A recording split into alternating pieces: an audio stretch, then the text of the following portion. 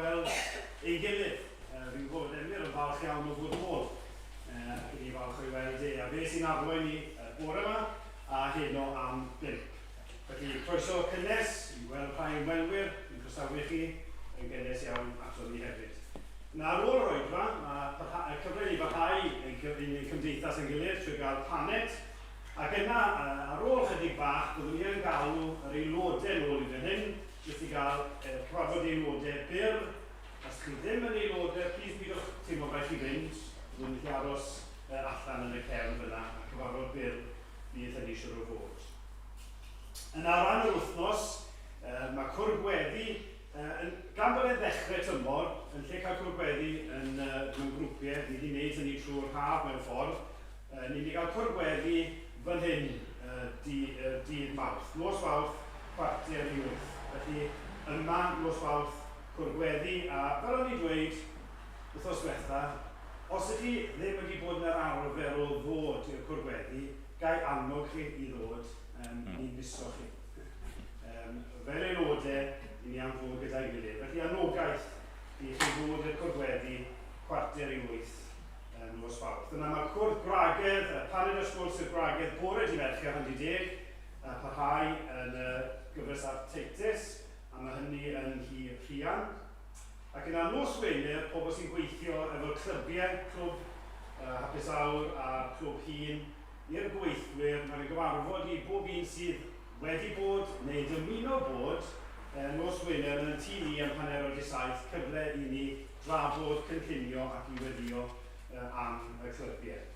Ac yna sy'n nesaf, Emyr bydd yn arwain y bore a hwyr, a yn y bore byddwn ni'n cael adroddiadau gwahanol weithgareddau dros y haf. Yna, y mis yma, mae casgliad y mis yn mynd tuag at Heledd Job. Byddwn ni'n cael adroddiad ar hynny nes ymlaen. Ac yna, fel chi'n gweld, ddiwedd yr oedfa, yn rhan o'r oedfa, mae oedfa cymryd. Felly, plis aroswch i hynny hefyd. Credu dyna coeddiadau. Gydwch chi ni wedi o'r hynny. Ein tad, i ni'n diolch i ti nawr, bod ni'n cael cyfle i ddod nôl gyda gilydd, i daddoli ti. I ni'n diolch arglwydd bod gyda ni testyn i ddiolch, bod gyda ni testyn i ganu. Ac ni'n gweddio nawr trwy'r ysbryd glân y bydde di'n helpu ni i ganolbwyntio, helpu ni i daddoli di mewn gwirionedd. I ni'n gofyn arglwydd am dy bresenoldeb os gweli di fod yn dda. Diolch bod ti'n gwybod angen bob un yma yna, yn gweddio yn dy ras, y bydde di'n siarad am ni, gogoniad a mawl i Iesu Grist. Amen. Gwydio. Mae'n dda i fod nôl.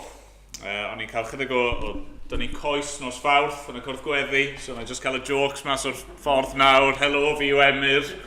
Do, fi wedi bod mor blaen. Do, nes i ffindo'r capel yn iawn, do. Na. Mae'n wedi bod yn amser hir i ffwrdd, ond mam gi arfer dweud, y peth gorau am fynd i ffwrdd yw cael dod nôl. Ar y pryd, o'n i'n deall be oedd hi'n golygu, o'n i'n cytuno pan o'n i'n blentyn, ond fi'n deall nawr. A mae'n dda bod nhw. Wel, nawr ni barhau i addoli. Ni'n mynd i ganu rhif 100 yng Nghrymawd 2. Fy Iesu, ngwaredwr. Arglwydd, does neb fel ti, yn deilwng yn wir o molian ti. Rhyfeddol yw dy gariad cryf.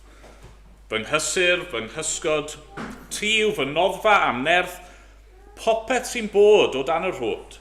Uned yw addoli ef.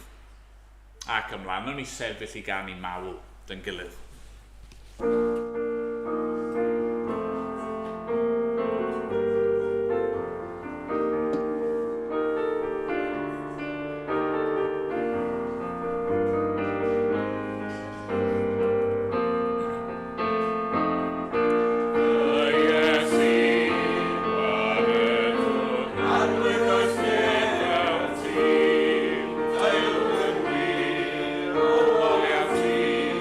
Rhyfeddol yw dy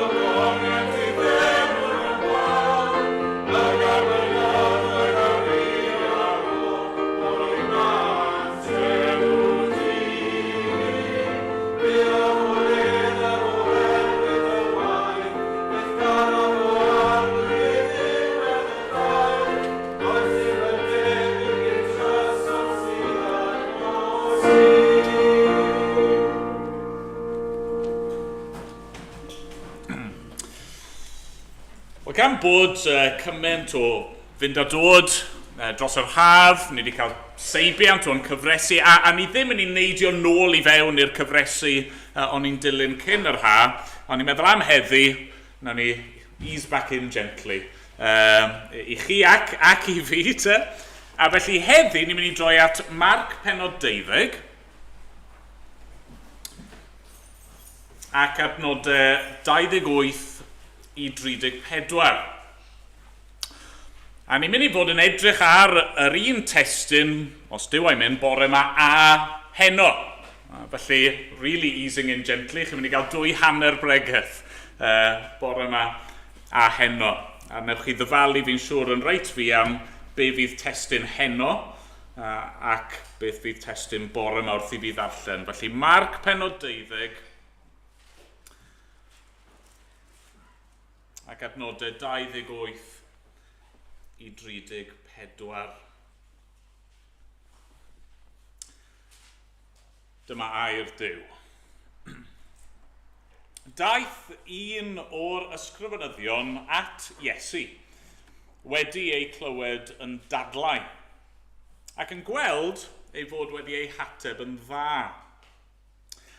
Ac gofynodd iddo, prin yw'r gorchymyn cyntaf o'r cwbl? Atebodd Iesu, y cyntaf yw gwrando o Israel. Yr arglwydd ein Duw yw'r unig arglwydd. A char yr arglwydd y Dduw, ath holl galon, ac ath holl enaid, ac ath holl feddwl, ac ath holl nerth. Yr ail yw hwn. Car dy gymydog fel ti dy hun. Nid oes gorchymyn arall mwy na'r rhain. Dywedodd yr ysgrifennydd wrtho, da y dywedais athro. Gwir, mae un ydyw, ac nad oes Duw arall ond ef, ac mae ei garu ef ar holl galon, ac ar holl ddeall, ac ar holl nerth, a charu dy gymydog fel ti dy hun, yn rhai gorach na'r holl boeth o ffrymau ar Aberthe. Phan welodd Iesu ei fod wedi ateb yn feddylgar, dywedodd wrtho, nid wyt ymhell oddi wrth deyrnas Dduw. Ac ni feiddiau neb ei holi ddim mwy. Amen. Amen. Diolch i Dduw am ei aira. Mae Gwydio mynd i ddod nôl ymlaen i roi stori i'r plant i. Plant, os ydych chi mlaen i'r blaen.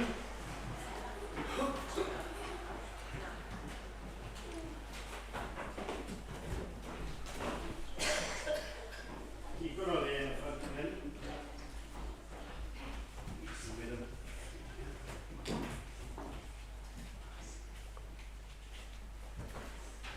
Nawr, oedd Emyr yn sôn just nawr, nath e ddarllen o'r Beibl, a y gair gorchymyn.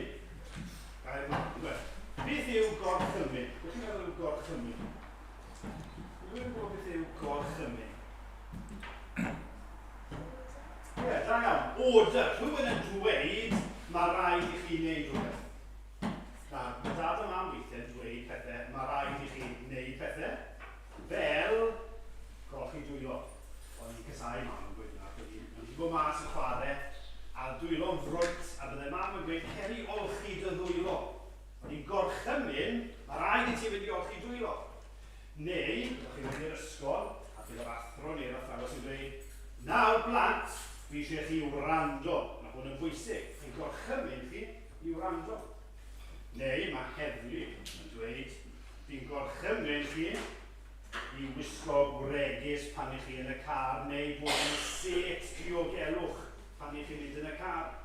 Neu, mae dyn tân yn dweud, fi'n gorchymyn i chi, os oes tân, fi eisiau chi, a lawr tân yn mynd, fi eisiau chi fynd allan o'r adeilad.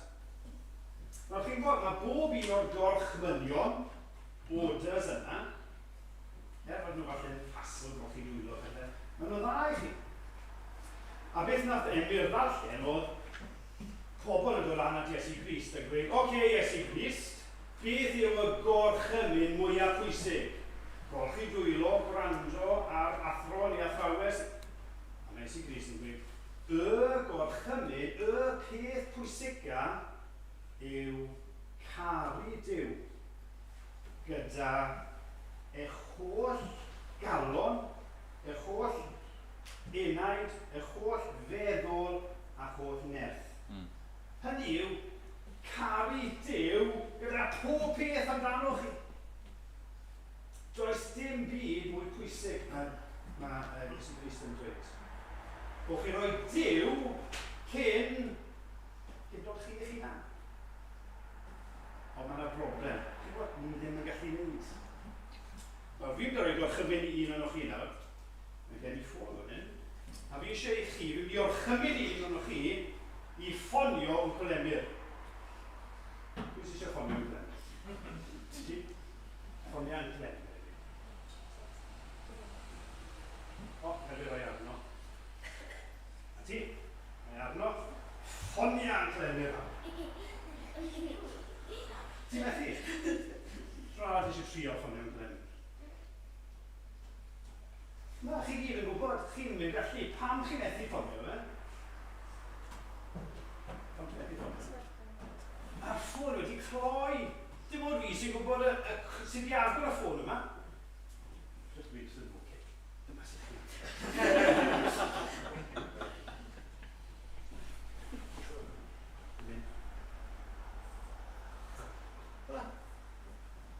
Just sharpen them. Right? Dwi'n di ofyn eto. Ffonio Uncle Emyr.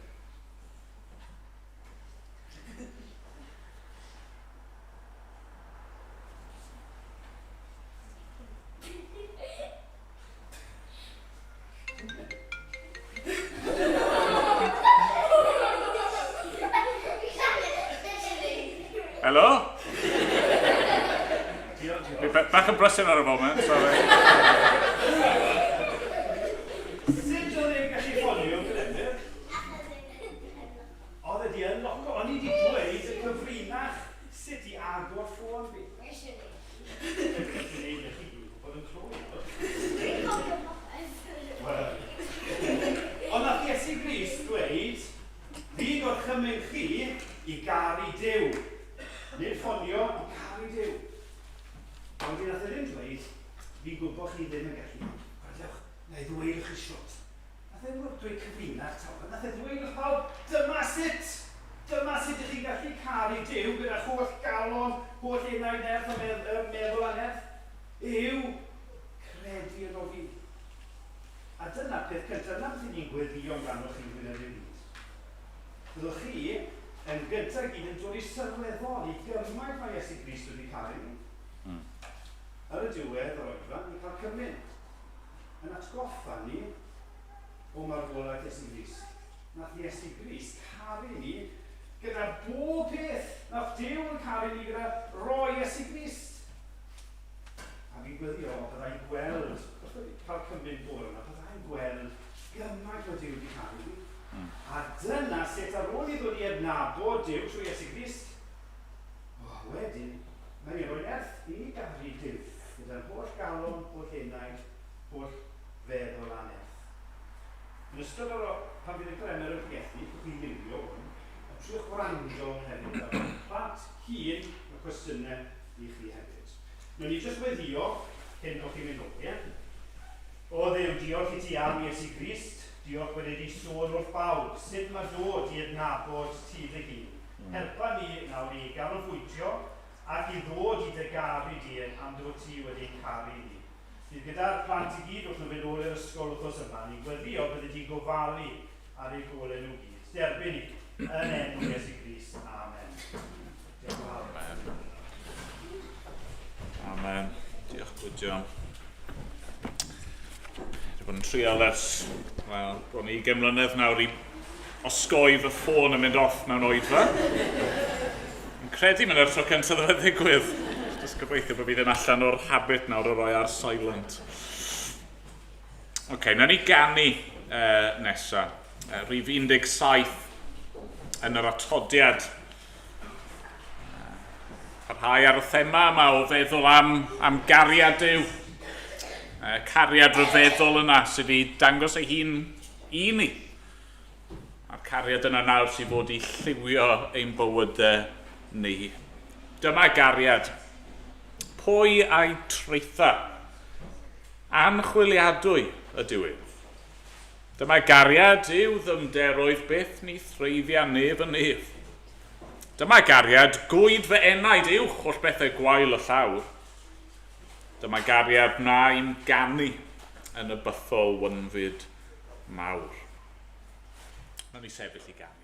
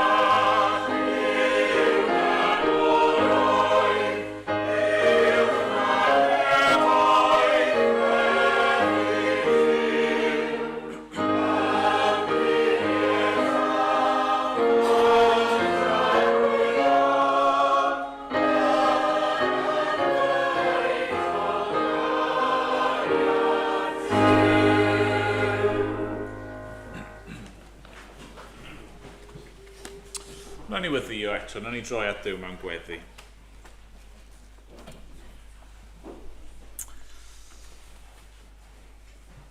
O arglwydd ein Duw.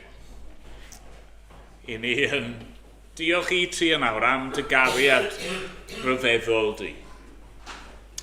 Y cariad yma sydd tu hwnt i'n gallu ni i'w ddeall yn iawn. Y cariad yma bydd tragwyddoldeb yn rhy fyr I sôn amdano yn llawn. O arglwydd, ni'n diolch I ti oherwydd dy gariad di yn bod ni'n gallu gweddio nawr arna ti. Ni'n gallu siarad â ti ein creawdwr ni. Ni'n gallu siarad â ti yr un sydd wedi'n caru ni a wedi trefnu ffordd i'n hachub ni. I ni'n gallu siarad â thi a gwybod fod ti yn ein gwrando ni. Ac yn ein derbyn ni trwy'r arglwydd Iesu Grist. Ac yn wir yn ateb ein gweddiau ni. Ac arglwydd, I ni'n diolch felly wrth I ni droi at y ti yna. Yn bod ni'n gallu ymddiried yno ti, ymddiried yn dy gynllun di. Gwybod fod ti yn cyd-drefnu pob peth daioni I rai sy'n dy garu di. Yn diolch arglwydd fod ti yn ateb ein gweddiau ni.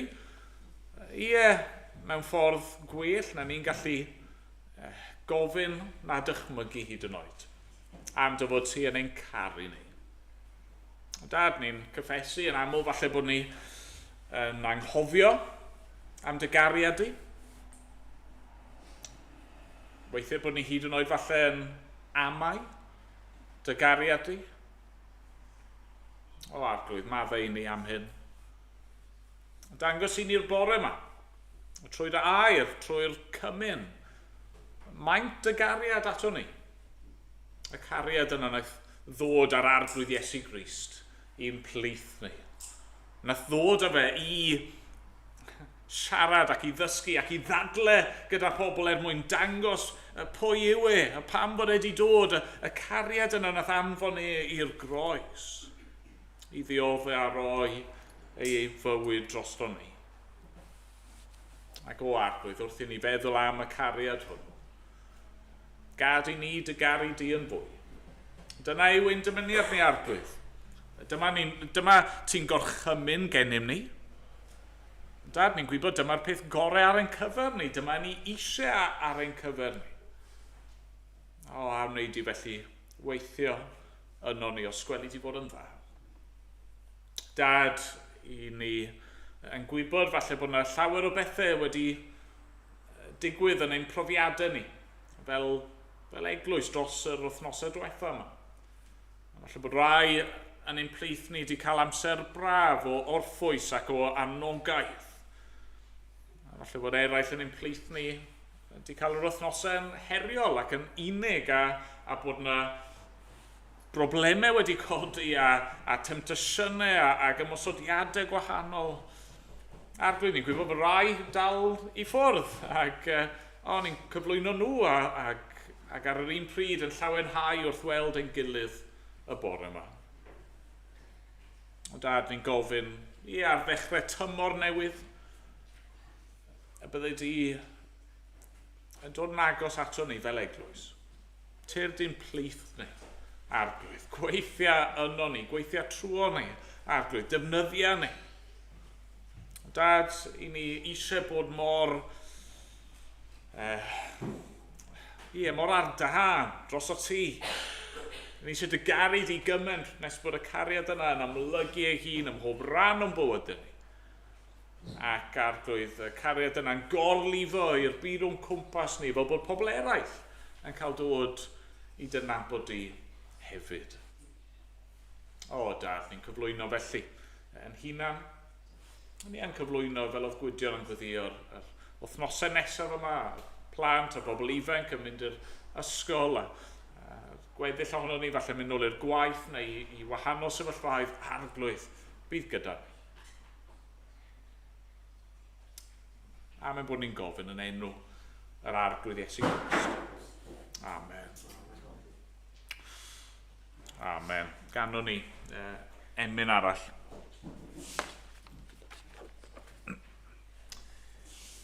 Mynd i gan i rif 80 yn y llyfr yma.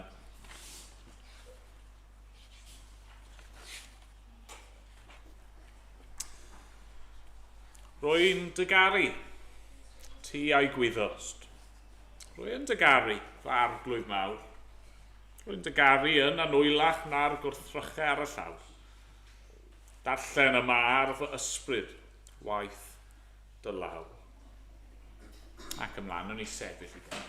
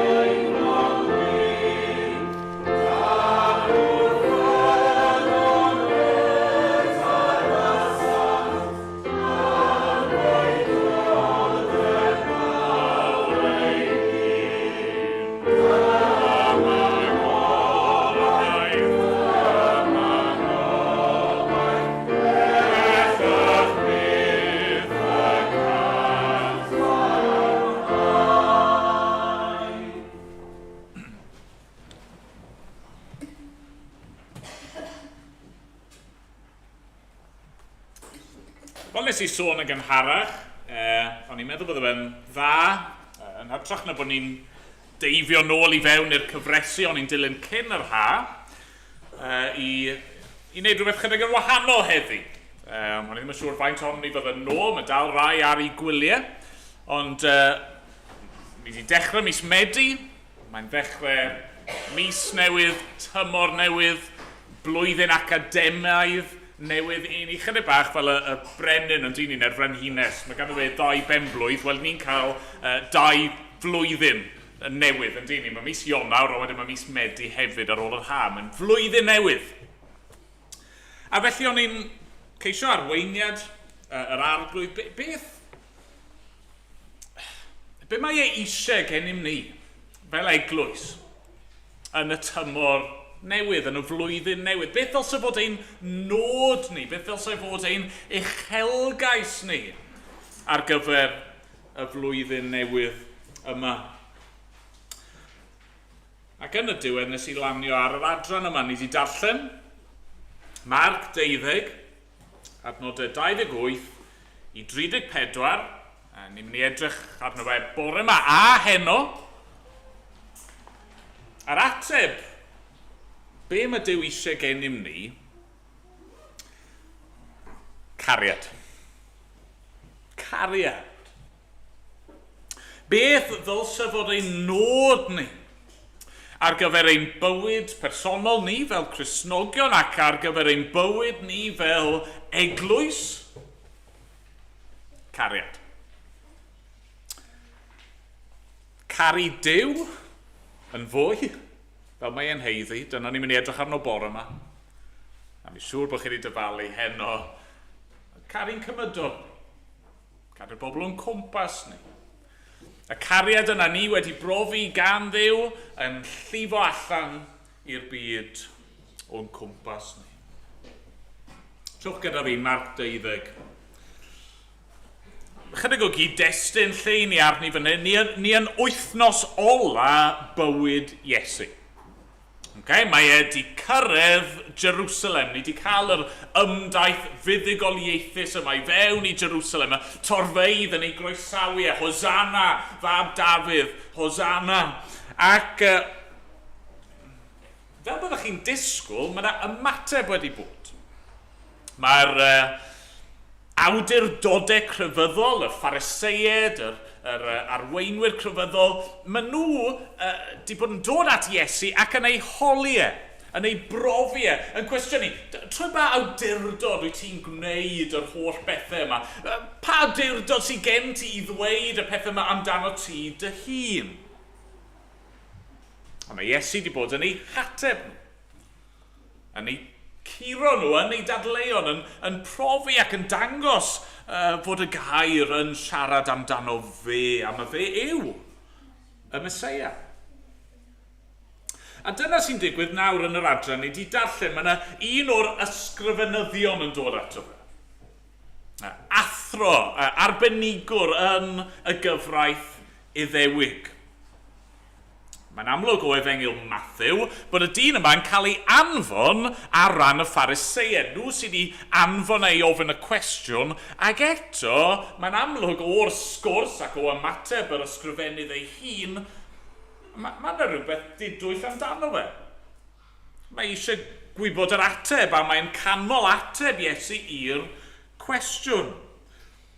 Mae'n dod felly gyda'r cwestiwn yma am y gyfraith. Prin yw'r gorchymyn cyntaf o'r cwbl. A pwynt y gair cyntaf yna yw nid y cyntaf gronolegol, ond y cyntaf o ran pwysigrwydd. Pa'n yw'r mwyaf o orchmynion Duw? Dach chi siŵr o fod yn gwybod oedd llawer iawn o'r Iddewon yn y cyfnod yma di colli golwg ar pwrpas y gyfraith.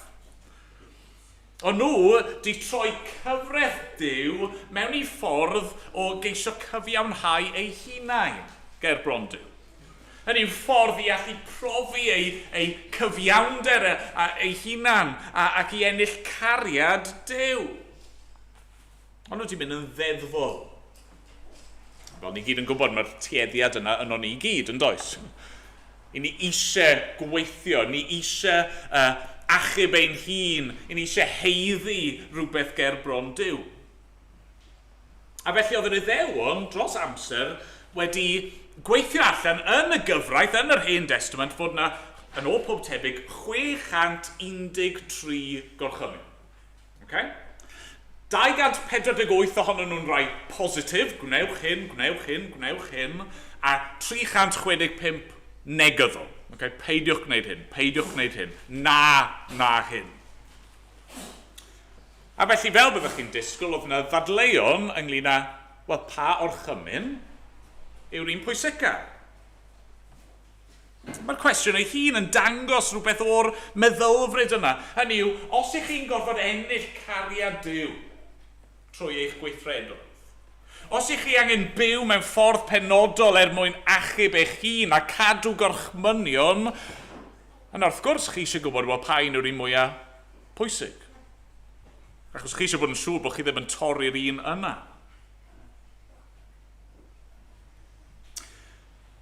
Ond be mae Iesu'n ceisio i'w wneud i'r gŵr yma?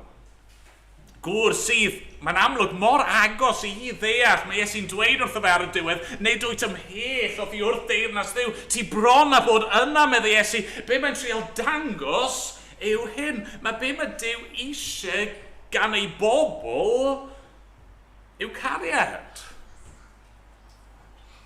Perthynas. Nid just ufuddod, oer, caled, deddfol, systematic, byddai'n iawn os fi'n cadw reolau yma, sdim gymaint o ots os fi'n torri reolau yma, na, cariad. Pobl sydd wrth ei bodd gyda'r arglwydd ac yn ymddiried ynddo fe. Be mae'r arglwydd Iesu Grist yn trial dangos i'r ysgrifennydd yma? Neu atgoffa fe, achos oedd e'n arbenigwr yn y gyfraith, dylse fe di gwybod hyn. Be mae Iesu'n trial dangos yw, ni methu cadw'r gyfraith. Ti'n gofyn i fi pa un yw'r gorchymyn mwyaf? Wel, dylse ti wybod beth yw'r gorchymyn mwyaf, ac wyt ti di wneud hyn?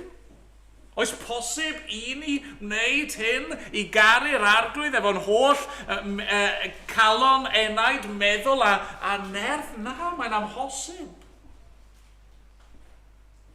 I ni methu plesio Duw trwy ein ufuddod, neu'n sicr ni methu achub ein hunan trwy ein ufuddod. Ni methu ennill maddeiant trwy ein aberthau ni ein hunan.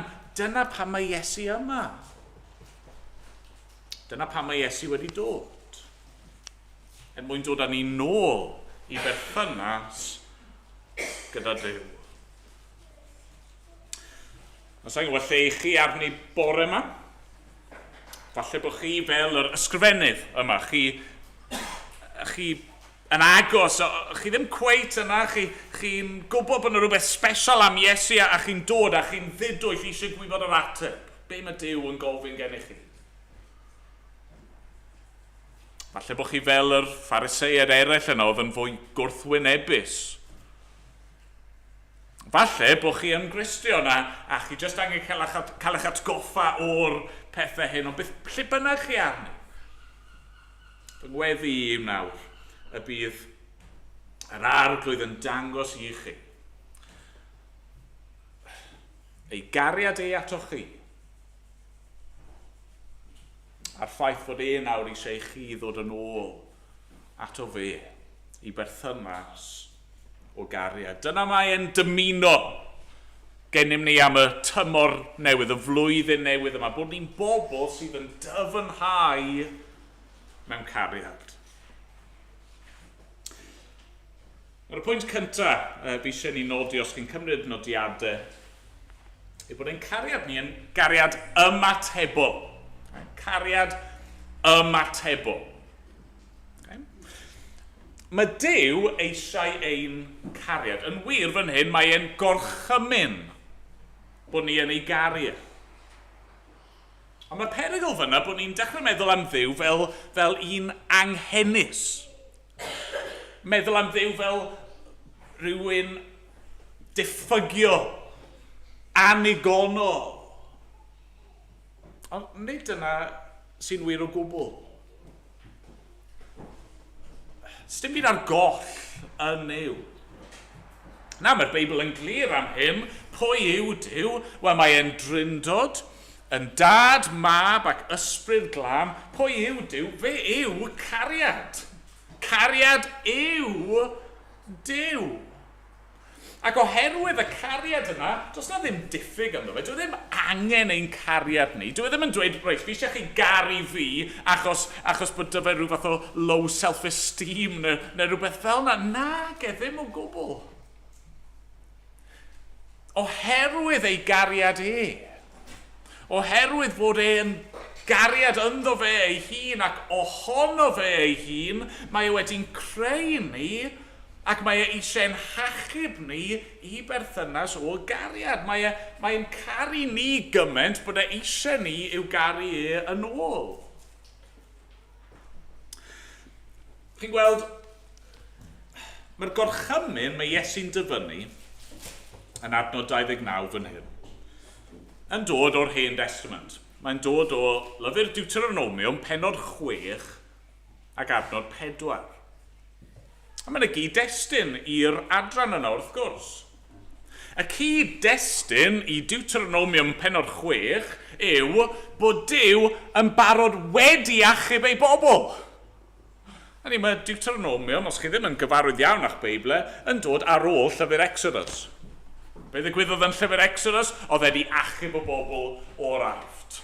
A beth sy'n dod cyn Exodus? Mae dyn ni llyfr Genesis, lle mae Duw yn dewis Abraham ac yn dewis ei ddisgynyddion i fod yn bobl arbennig iddo fe ei hun. Chi'n gweld, mae Duw yn barod wedi caru. Mae wedi caru y bobl yma. Mae wedi hachub nhw. Yn Deuteronomium pennod 6, mae'n dweud wrthyn nhw, fi'n dod â chi allan i'ch gwlad eich hunan. Fi'n dod â chi i'w wlad yr addewid. Fi'n dod â chi i'r wlad o'n i di addo i Abraham ac i'w ddisgynyddion a dyma sut chi fod i fyw na. Fi di caru chi, a felly fi eisiau chi i fy ngharu i. Fod y cam cyntaf, os i ni yn mynd i garu Duw o gwbl, ac os ni'n mynd i garu Duw yn fwy, yw bod ni'n gorfod gweld maint ei gariad ato ni. Na'r unig obeth. Cyn bod ni'n gallu caru Duw, mae'n rhaid iddo fe ddod yn dduw i ni. Gwrandewch ar adnod 29 eto. Gwrando o Israel, yr arglwydd ein Duw yw'r unig arglwydd. Yr arglwydd ein Duw. Na'r pwynt. Os ni'n mynd i garu mae'n gorfod bod yn dduw i ni. A sut mae'n dod yn dduw i ni? Wel, wrth i ni ymateb i'r cariad mae wedi dangos ato ni. Chi'n gweld, i ni ddim yn gallu cymryd y cam cyntaf yn hyn. Ni ddim yn gallu cymryd yr initiative yn hyn. Oedd Gwydion di dangos hyn efo'r plant yn do. Hynny yw, mae'r gorchymyn yna i garu, ond ohono ni'n hunan, ni'n methu. Mae'n rhaid bod Duw yn dod. Mae'n rhaid iddo fe weithio. Mae'n rhaid iddo fe ein caru ni yn gyntaf. Mae'n y stori enwog, fi'n siŵr bod fi wedi rannu'r stori mor blaen. Mae'n y sawl hanes tebyg, ond hanes am ddyn o'r enw, fi siŵr bod ddim yn gweud hwn yn iawn, Hiro o Noda. Okay? Ymddehiriadau os ych chi'n gwybod mwy o Siapaneeg nag ydw i. Hiro o Noda. Oedd e yn filwr Siapaneaidd yn ystod yr ail rhyfel byd. Ac gafodd ei anfon i'r Philippines i frwydro fyna. Ac fe ath e i'r jungl a dechrau brwydro rhyw fath o guerrilla warfare yn erbyn y gelyn, yn cuddio ac yn ymosod, cuddio ac ymosod. Pan nath y rhyfel ddod i ben, oedd e ddim yn gwybod hyn. A mae yna hanesion tebyg eraill. Milwyr Japanese yn yr jungles gwahanol yma Ond oedd ddim yn gwybod bod y rhyfel wedi dod i ben. Yn wir, pan oedd nhw'n derbyn o'n nhw'n gweld rhyw ysbysebion a rhyw flyers yn cael ei gollwng o'r awyr, mae rhyfel drosodd, ond nhw ddim yn twyll gan y gelyn nhw hwn, ond nhw'n gwrthod roi lan. Ond nhw'n gwrthod roi ei guns lawr, ond nhw'n gwrthod dod yn ôl. Oedd hiro o Noda yn y jwngl am 29 mlynedd ar ôl i'r rhyfel orffen. Ac yn y diwedd, yr unig ffordd i berswadio fe oedd bod yna neges yn cael ei anfon gan yr Emyr Japan, gan yr milwr oedd arfer roi'r orders i hiro, a fe'n cymryd hwnna'n bersonol iddo fe. Mae'r rhyfel drosodd. Ti ddim yn gorfod ymladd mwyach. Deren ôl.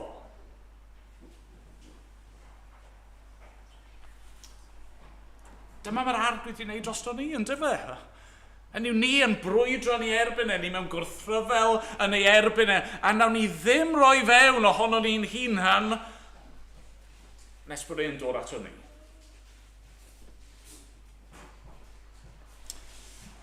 Mae'r apostol Ioan yn ei lythyr cyntaf yn dweud hyn yn dydi.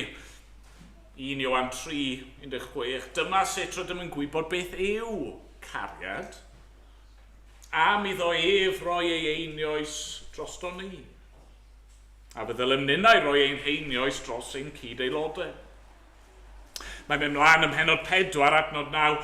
Yn hyn dangoswyd cariad Duw tuag atom, bod Duw wedi anfon ei unig fab i'r byd mwyn i ni gael byw drwyddo ef.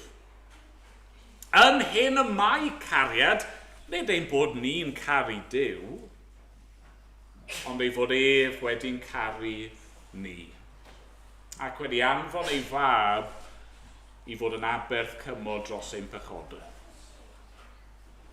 Sut mae caru Duw? Wel, dim ond yn gyntaf trwy sylweddoli bod e wedi'n caru ni.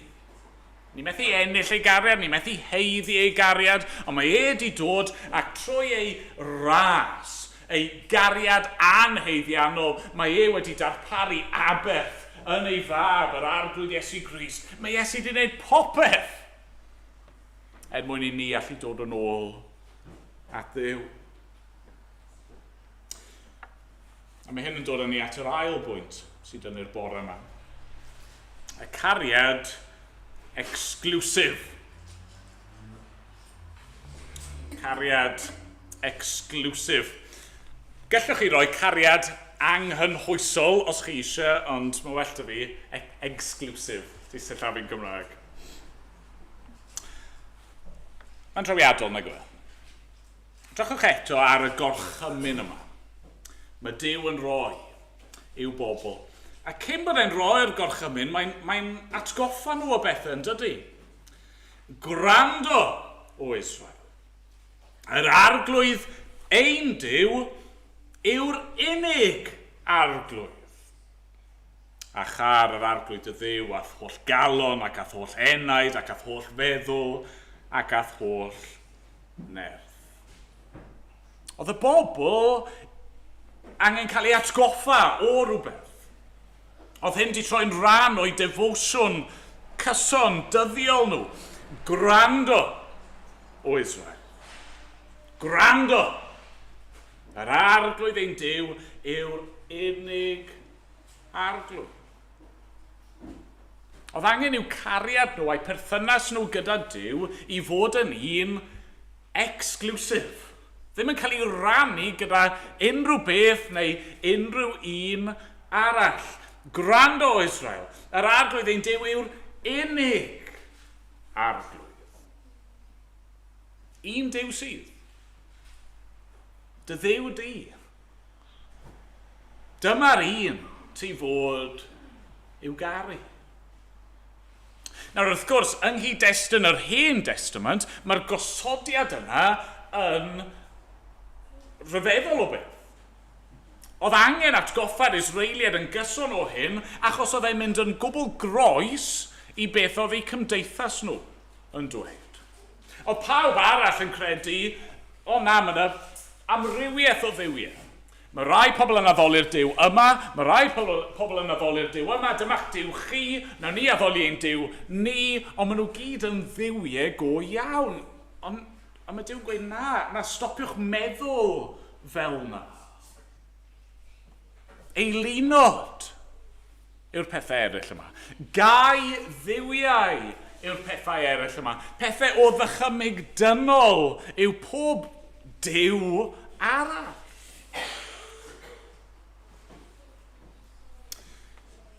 Ond ni angen cael yn atgoffa'r un faint yn dyn ni.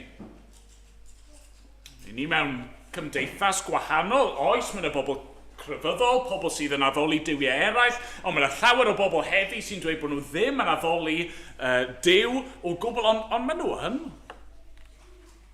Ni di llenwi ein byd ni efo pob math o eilinod gwahanol. Mae pobl yn rhoi eu cariad nhw, eu amser nhw a'i arian nhw, maen nhw'n gweithio i blesio neu ennill pethau y byd yma.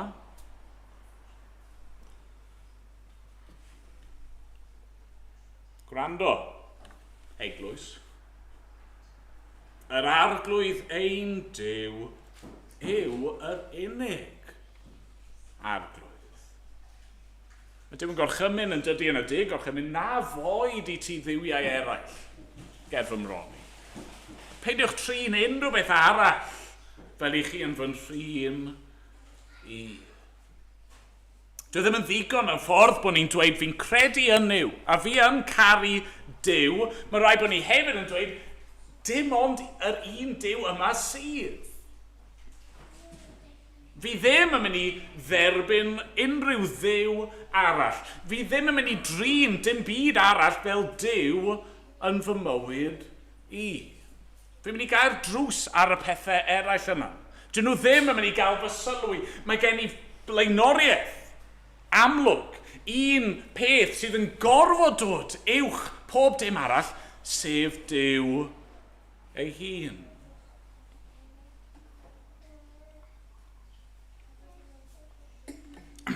Mae yna syniad tebyg yn oes pan mae par yn priodi. Maen nhw'n gwneud llwon i'w gilydd, a maen nhw'n addo, fi'n mynd i dy briodi ti, fi'n mynd i aros yn ffyddlon i ti, ac yn mynd i wrthod pob un arall. Yeah? Forsaking all others. Wrth gwrs, hyd yn oed wrth ddweud hynny, mae dal i fod dynion a gwragedd eraill yn y byd. Be chi'n addo yw bod fi jyst ddim yn mynd i fod yn anffyddlon gyda neb arall. Ond mae rhywbeth dyfnach fan hyn yn does. Mae Duw yn dweud fan hyn, os ych chi'n mynd i fy ngharu i, mae'n rhaid i chi sylweddoli bod fi ar lefel gwahanol. Does na ddim byd yn debyg i fi. Does na neb all gymharu a fi.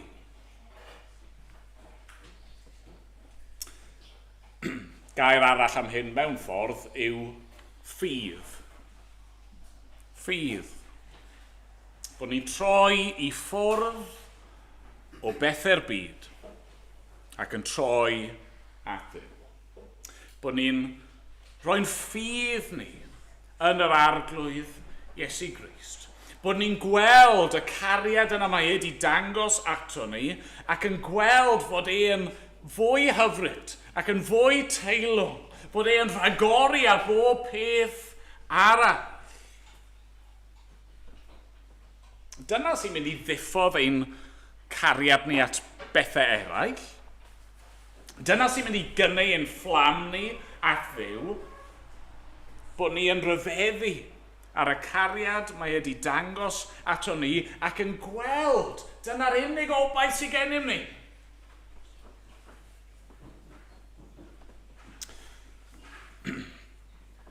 Pan chi'n darllen trwy'r Hen Testament, chi'n sylweddoli mae problem yr Israeliad yn aml iawn oedd bod nhw'n cael eu llygad-dynnu.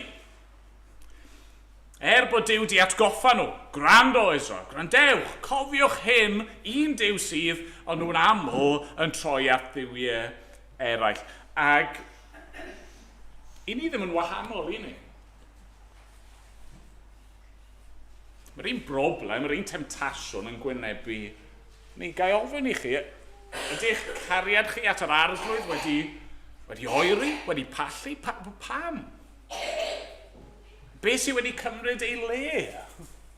Beth yw'r pethau hynny yn eich bywyd chi sydd angen I chi naill ai troi cefn arnyn nhw yn llwyr, neu roi yn ei lle priodol, y lle cywir yn eich amserlen chi. Un Duw sydd, un arglwydd, gallwn ni ei wasanaethu. Fan hyn te, ni'n dod at ein pwynt ola ni. Cariad llwyr. Cariad llwyr. Mae'n gwneud synwyr yn dydy. Dyma yw dymuniad Duw ar ein cyfer ni. Dyma yw'r chymyn yma. Mae wedi'n caru ni. Mae wedi dod â ni berthynas gyda fe, yr un gwir Dduw. A felly mae'n dweud, car yr arglwydd dy Dduw, ath holl galon, ac ath holl enaid, ac ath holl feddwl, ac ath holl nerth. Dyma sut ni fod I garu. I ni wedi methu byw fel hyn. Dim ond yr arglwydd Iesu Grist sydd wedi gallu byw fel hyn, ond trwy ei aberth nawr, I ni'n dod nôl I berthynas gyda Duw, ni'n cael ein rhyddhau I garu. Nawr, pan chi'n edrych ar y geiriau yma, beth sy'n taro chi? Falle mae'r peth cyntaf yw, drychwch ar y pethau gwahanol yma. Fy nghalon I, fy enaid I, fy meddwl I, fy nerth I. A be mae hwnna'n golygu? Mae'n un iawn o'n I ddod at hynny mewn moment, ond mewn ffordd nid dyna lle dylse'r ffocws fod, efe. Pwynt y geiriau yma yw, maen nhw fod efo'i gilydd. Y person cyfan. Pob agwedd, pob ongl o'n bywyd ni, mae yma. Lot o'n chi'n gwybod fy hoff bwdynau, un o'r hoff bwdynau I fi yw lemon meringue pie. Pastry, lemon, curd, meringue. I gael lemon meringue pie, maen nhw gyd angen bod yna dau gilydd yn dyn nhw. Maen nhw'n iawn ar eu pen eu hunan, ond maen nhw fod gyda'i gilydd. A dyna mae'r gyfraith fan hyn, dyma mae Duw, dyma mae Iesu eisiau ni sylweddoli. Mae Duw moyn popeth gennym ni. Holl galon, holl enaid, holl feddwl, holl nerth, popeth! Ddim rhan o hyn, nid moment fan hyn, nid gronyn fan draw, y cwbl. Os I ni yn caru Duw yn iawn, ac yn dewis fe yn arglwydd dros bob peth arall, mae'n rhaid bod ein cariad ni yn gariad llwyr. O wedi dweud hynny, mae'r geiriau yma falle yn helpu ni yn dydyn nhw, achos maen nhw'n cyfleu agweddau o'n bywyd ni. A beth yw'n calon ni? Wel, yn y meddwl Beiblaidd, ein calon ni yw canolbwynt ein bywyd ni. Ein calon ni mewn ffordd yw ein cymeriad ni, ein doniau ni, pwy wyt ti? Beth sy'n gwneud ti yn ti? Ac yn wahanol i'r bobl wrth cwmpas ti. A ti fod I garu Duw gyda hwnna I gyd. Beth am yr enaid? Wel, maen nhw'n debyg, maen nhw'n gysylltiedig. Falle bod y gair enaid efo fwy o bwyslais ar yr ysbrydol. Yr enaid yw'r peth wrth gwrs sydd yn ein gwahanu ni oddi wrth yr anifeiliaid ac oddi wrth weddill y greadigaeth. I ni'n bobl wedi'n creu ar lun a delw Duw a felly ni'n gorff ac enaid. Ac sydd ni fod I ddefnyddio ein gallu ni fel pobl ysbrydol. Ni fod I garu Duw yn llwyr. Beth am y meddwl? Wel, y meddwl wrth gwrs yw ein deall ni. Ein gallu ni, y ffordd i ni'n gweld y byd ac yn gwneud synwyr o bethau. A sut i ni fod i ddefnyddio hynny? Wel, ni fod i garu Duw gyda fe. Mae popeth fod i gael ei roi i glodfori Duw. Y nerth, ein gweithredoedd ni, ein ymdrechion ni, ein gwaith ni, y pethau na ni'n gwneud o ddydd i ddydd. Sut ni fod i'n wneud y pethau hyn? Wel, mewn cariad at yr arglwydd. Popeth amdano ni. Pob rhan ohono ni yn gyfan gwbl fod i roi ei hun i garu Duw. Dyna mae Duw eisiau gennym ni. Dyna mae e'n gorchymyn gennym ni, ond mae'r gorchymyn yna, dwi ddim yn feichus, mae'n orchymyn da. Dyma'r peth gorau, dyma yw y bywyd tragwyddol. Mae Iesu wedi dod er mwyn rhoi bywyd newydd, bywyd tragwyddol. Beth yw'r bywyd yma? Bywyd o garu Duw. A mwynhau ei gariad e. Beth ni ddechrau'r dymor newydd. Chi'n meddwl eich hun am beth yw fy nod i, beth yw'r to-do list ar gyfer y tymor nesaf. Gadewch chi hyn fod ar frig yr estr. Fi eisiau caru Duw. Fi eisiau ei garu efo fy ngwaith i. Fi eisiau ei garu gyda'r pethau fi'n darllen. Fi eisiau ei garu gyda'r pethau fi'n gwylio. Fi eisiau ei garu gyda'r pethau fi'n prynu. Fi eisiau ei garu gyda fy noniau i. Fi eisiau ei garu gyda fy nheulu. Fi eisiau ei garu gyda bobl yna fi'n cwrdd o ddydd i ddydd. Fi eisiau ei garu clod yw enw. Amen. Amen. Ganon ni emyn dyn gilydd. Ni'n mynd i ganu rhif 440 a 4 yn y llyfr yma yna. Un fendith dyroi. Ni cheisaf ddim ond hynny, cael gras i'th garu di tra fwy. Yn cael mwy o ras i'th garu. Na ni sefyll i ganu. Amen.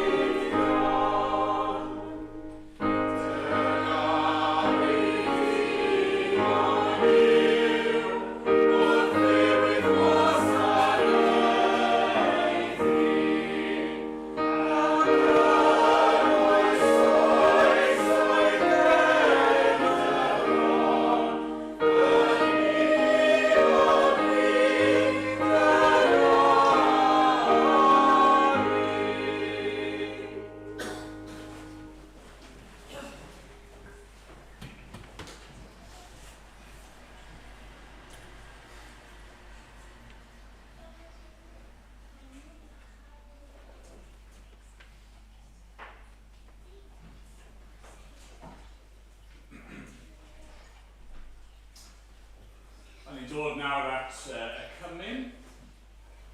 Ni wedi meddwl lot y bore yma am gariad yn do, ac wrth gwrs un o'r ffyrdd yn aml iawn ni'n dangos cariad at eraill yw trwy paratoi rhywbeth ar ei cyfer. Yn aml iawn, paratoi pryd o fwyd.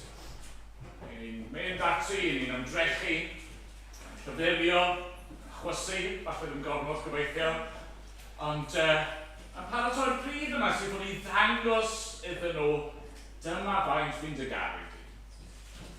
Ac yn gobeithio, mae be nawn nhw yw cymryd y bwyd, i dderbyn e, i fita fe, a'i werthfawrogi e. Mae'r ffordd maen nhw'n derbyn yn dangos eu cariad nhw yn ôl, yn dydy, a mewn un ystyr, dyna sy'n digwydd fan hyn. Mae'r arglwydd wedi paratoi gwlyb o gariad. Mae'r arglwydd Iesu wedi llyfyrio. Mae e wedi chwysu darnau o waed. Mae e wedi marw, mae gorffe wedi cael ei dorri fel y darnau bara yma. Mae waed wedi cael ei dywall fel y gwin yma, a'r cwbl am ei fod e yn ein caru ni. A mae'n cynnig y pethau yma i ni nawr. Ac os ych chi'n ei garu hi, gewch chi gymryd. Gewch chi dderbyn, gewch chi fwyta a gyfryd. A trwy wneud hynny, trwy dderbyn mewn ffydd, i ni'n mynebu'n cariad ni ato fe. Ni'n dangos bod ni'n hollol ddibynnol arno fe am fywyd tragwyddol. Ni'n hollol ddibynnol arno fe am nerth i wynebu, heddi ac yfori a bob dydd. Os chi'n Gristion y bore yma, ni'n annog chi i gymryd. Cymryd mewn ffydd. Bwydo yn ysbrydo ar yr arglwydd Iesu Grist. Os chi ddim yn Gristion bore yma, ni'n gofyn i chi beidio a chymryd. Ni'n gofyn yn hytrach bod chi'n treulio'r munudau nesaf yma, yn dawel, yn meddwl am be ni wedi clywed bore yma. Ac ie, defnyddiwch yr amser yma nawr i geisio'r arglwydd yn eich calon chi. Mae'r bara yn ddi-gluten, mae'r gwin yn ddi-alcohol. Ni'n darparu ar gyfer pob dietary requirement fan hyn, achos mae'r arglwydd eisiau i ni gymryd. Felly, peidiwch gadlu hynny fod yn rwystyr. Fi'n mynd i ofyn i Gwydio'n gyntaf i roi diolch am y bara. Yn ar ôl iddo fe ddiolch, nawn ni ddosbarthu'r bara, ond plis cadwch fel bod ni'n gallu bwyta gyda'n gilydd. Ac yna, byddai'n rhoi diolch am y gwin. Eto, bydd e'n cael ei ddosbarthu am cadwch y ddiod fel bod ni'n gallu yfed gyda'n gilydd.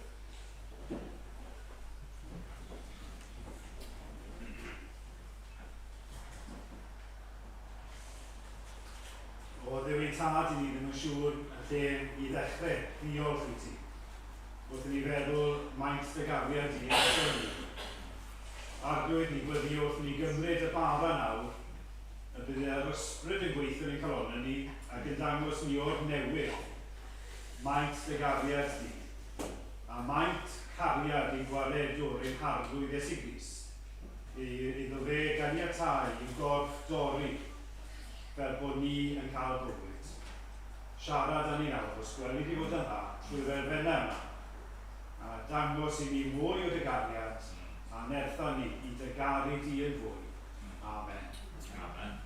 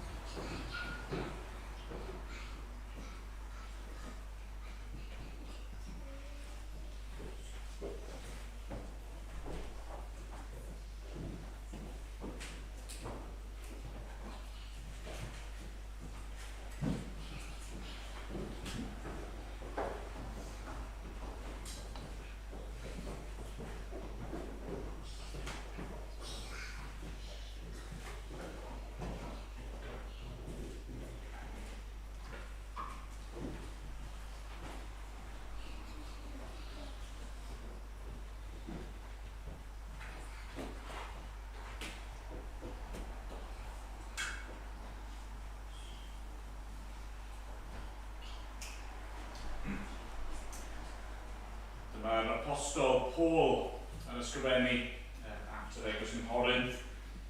Fe dderbyniais i oddi wrth yr arglwydd yr hyn hefyd a drafodaeth i chwi.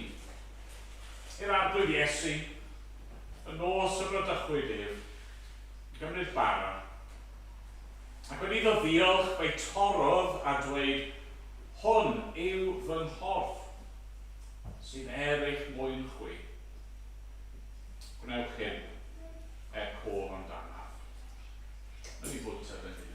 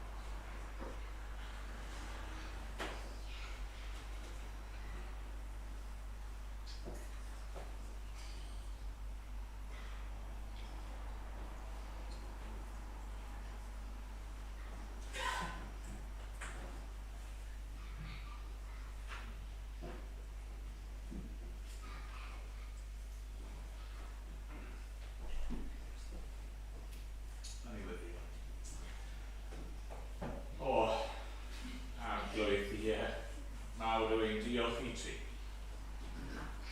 A gariad sydd yn debyg i hyn. Yn wir arglwydd yma sut i ni'n gwybod o gwbl beth yw cariad. Yr arglwydd Iesu wedi rhoi ei einioes drosto ni. A ni'n diolch i ti nawr am yr corff a dorwydd. Ni'n diolch am y gwaed cafodd ei dywall ar y groes. Ni'n diolch wrth y gwaith llifo fod bywyd, perffaith, cyfiawn, cariadus yr arglwydd Iesu Grist yn llifo allan yn aberth cymod yn ein llyn. Ni'n diolch am y cariad yna faith oedd ei i'r byd. Ni'n diolch bod wedi cadw'r gorchmynion i gyd o'r mwyaf i'r lleiaf. Diolch bod e'n hollol i fydd yn pob dim. Diolch bod na ddim pechod o gwbl yn ddod. A diolch, mae dyna'r bywyd. Mae ei gyflwyno ar ein rhan ni. Diolch bod ni nawr trwy ffydd yn un a fe. A diolch bod ti yn ein gweld ni yn gyfiawn, yn Christ. A rwy'n wrth ni gymryd y pethau yma nawr. A wneud i toddi yn calonau ni. A wneud i tanio serch yno ni. A wneud i ddod a wneud y gari di yn fod. O arglwydd. Derbyn ein mawl ni nawr. Am bod ni'n dod yn enw'r arglwydd Iesu Grist.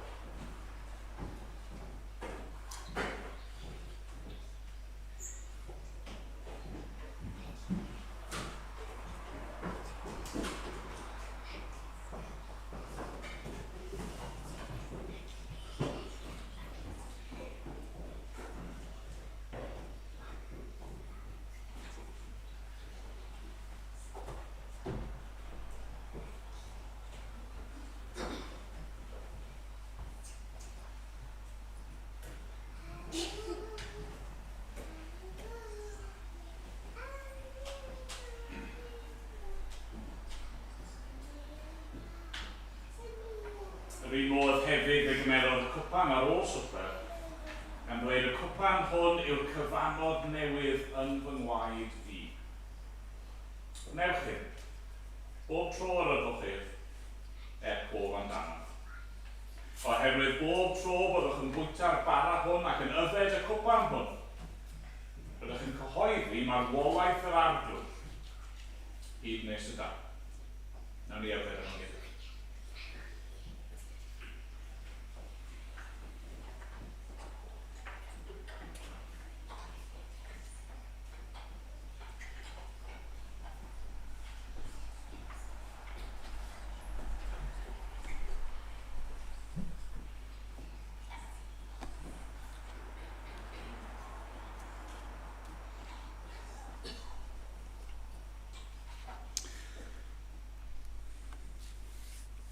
O arglwydd. Unwaith eto, i ni yn rhyfeddu. Dyw geiriau ddim yn ddigonol. Ni'n gofyn arna ti i gymryd ein hyd yn oed ein ochneidiau gwan ni a'i derbyn nhw. Arglwydd, ni yn dy garu di. Yn gad i ni dy garu di'n fwy. A mae'n bod ni'n gofyn yn enw yr arglwydd Iesu Grist. Amen. Amen.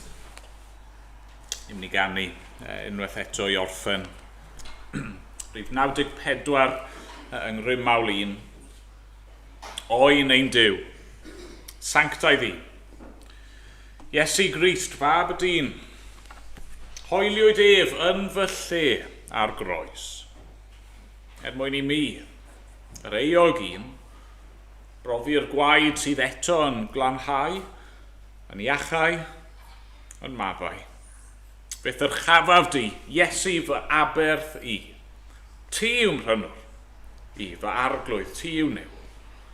Beth yr chafaf di, teilwng ydwy ti. Ti yw'r oen a laddwyd, ac sydd eto yn fyw. Does na neb arall, dim gobaith arall ond hwn. Nawn ni sefyll i ganu.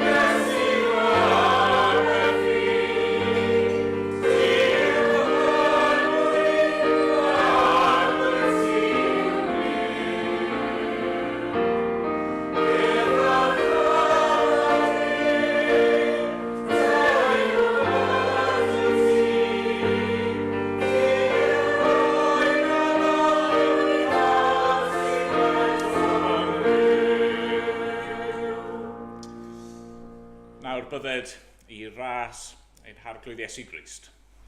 A chariad Duw, a chymdeithas yr ysbryd glân, fod gyda ni o'r awr hon ac hyd byth. Amen.